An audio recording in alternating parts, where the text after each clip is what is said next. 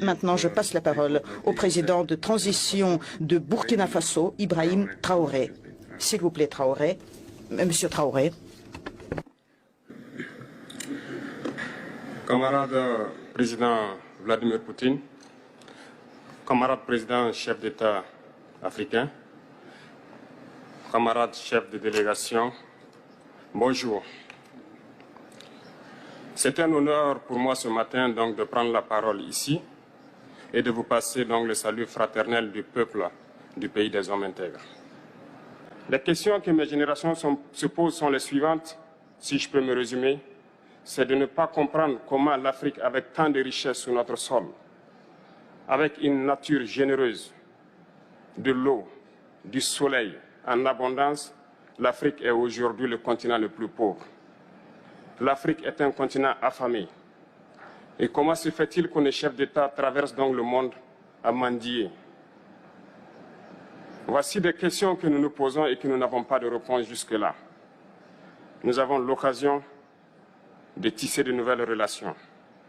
Et j'espère que ces relations puissent être les meilleures pour donner un meilleur avenir à nos peuples.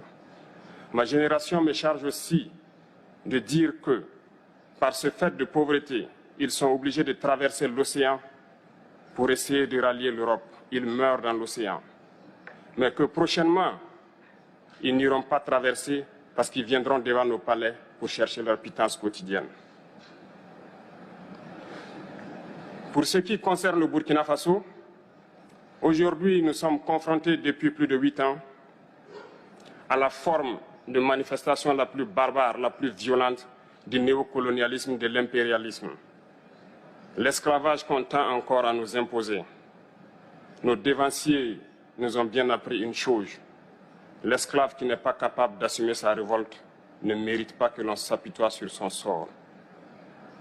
Nous ne nous apitoyons pas sur nos sorts, on ne demande pas que quelqu'un s'apitoie sur notre sort. Le peuple burkinabé a décidé de lutter contre l'île terroriste en mesure de relancer son développement. Dans cette lutte, des vaillants peuples, des vaillantes populations se sont engagées à prendre les armes face au terrorisme, ceux que nous avons affectueusement appelés les VDP, des volontaires. Nous sommes surpris de voir les impérialistes traiter ces VDP de milices et de tout type. C'est décevant, parce qu'en Europe, lorsque des peuples prennent les armes pour défendre leur patrie, on les traite de patriotes.